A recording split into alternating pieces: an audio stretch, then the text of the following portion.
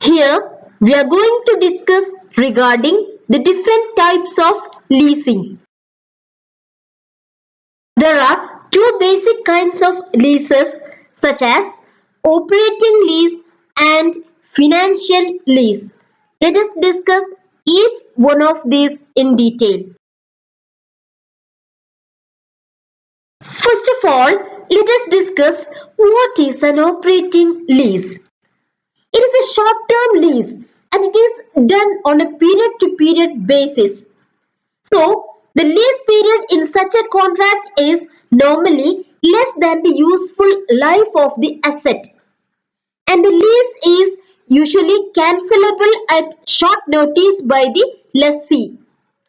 Hence, it does not give time for the lessor to recover his cost of investment.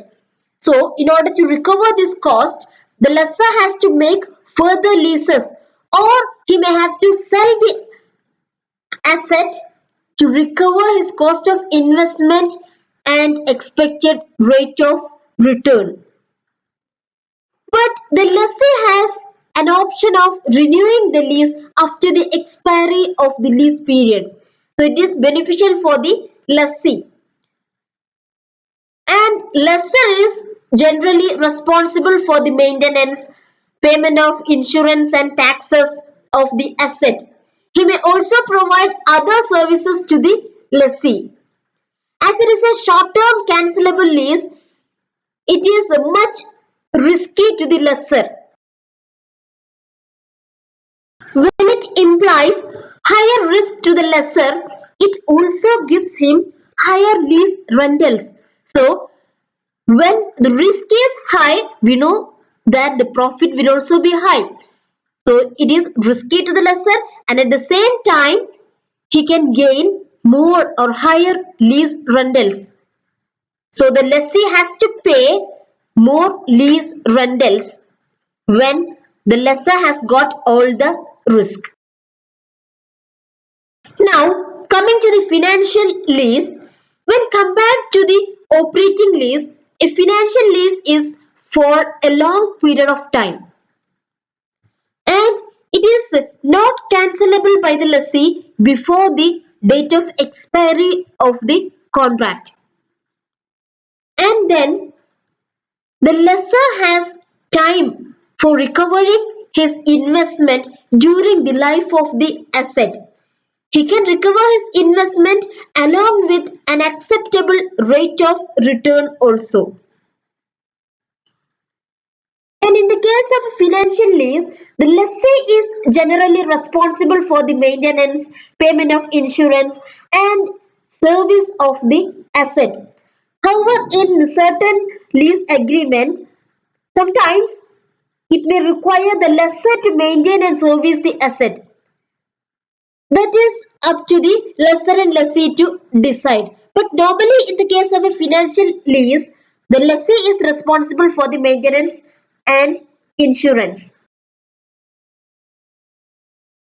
The financial lease usually provides the lessee an option of renewing the lease for a further period at a nominal rent.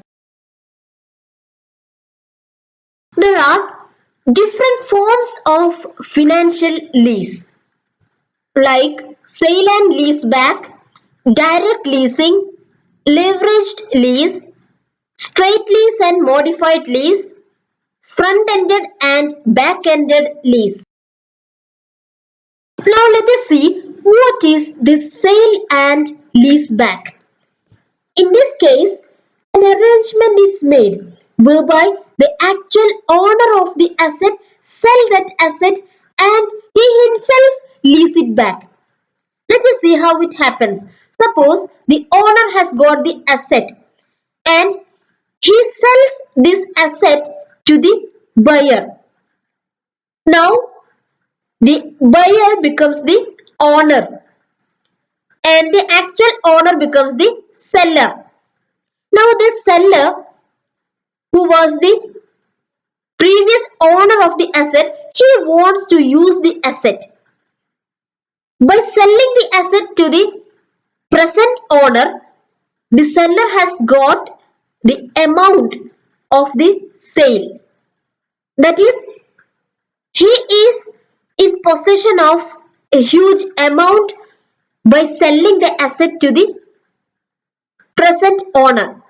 Now what the seller want is he want to use the asset. He does not want to own the asset, but he want to use the asset. And he has got the money to do some other business also with the asset. Hence, he can lease it back from the actual owner.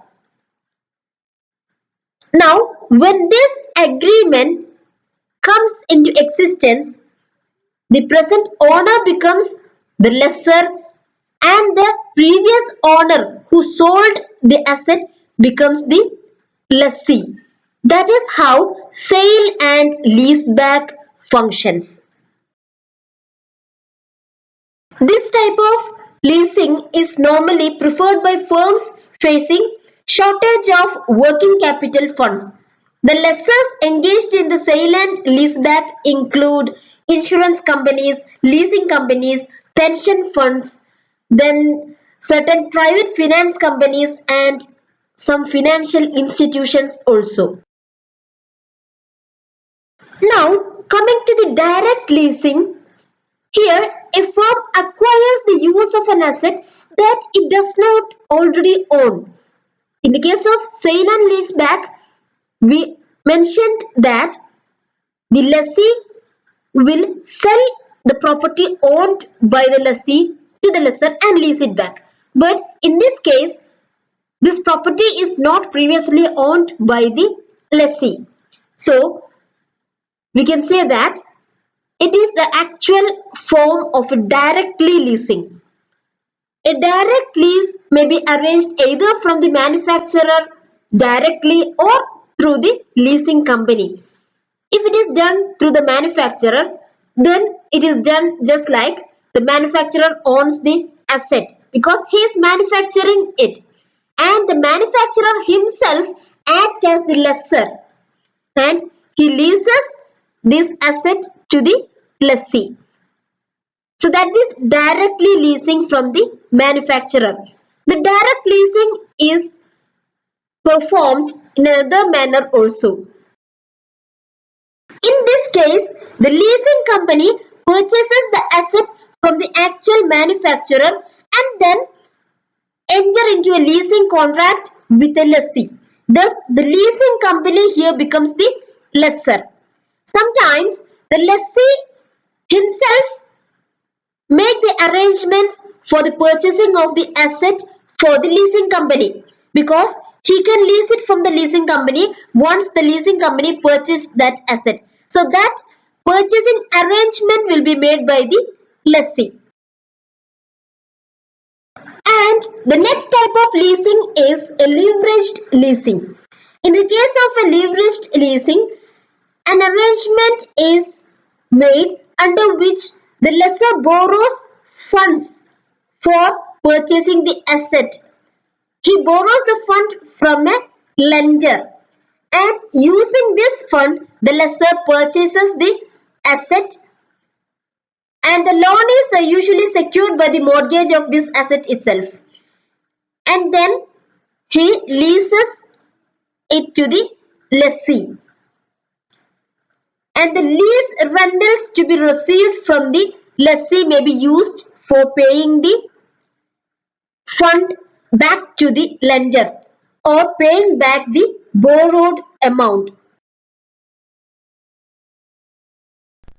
This payment of lease rentals can be done in two forms. That is, the lessee can pay the lease rentals to the lessor and the lessor will repay the borrowed fund to the lender. Or even the lessee can directly make the payment to the lender for repaying the fund borrowed by the lessor. So in these two forms, the borrowed fund may be repaid. Normally, in such type of leasing, the lessor is the owner as well as the borrower, and the lender can be a bank, an insurance company, a financial institution, or even a private financing company. And then comes the straight lease and modified lease. In the case of a straight lease, it requires the lessee to pay the lease rentals over the expected service life of the asset and does not provide for any modifications to the terms and conditions of the leasing contract. But in the case of modified lease, it provides several options to the lessee during the leasing period. And the next one is the front-ended and back-ended lease. In this form of leasing, in the initial period, the lease rental will be high.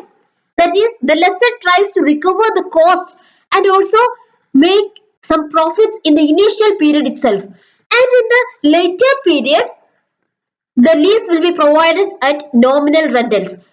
That is why it is called front-ended lease and back-ended lease. In the front end, that is in the initial period, there will be high lease rentals, and in the back end or at the later part of the leasing period, the rent will be lesser. That is why this type of leasing is also called primary lease and secondary lease because there are two parts, primary part and secondary part. Primary part is the initial period and the secondary part is the later period when the lease rentals are nominal. So these are the different types of leasing. With that, this video comes to an end. Thank you for watching this video. For more videos, subscribe the channel.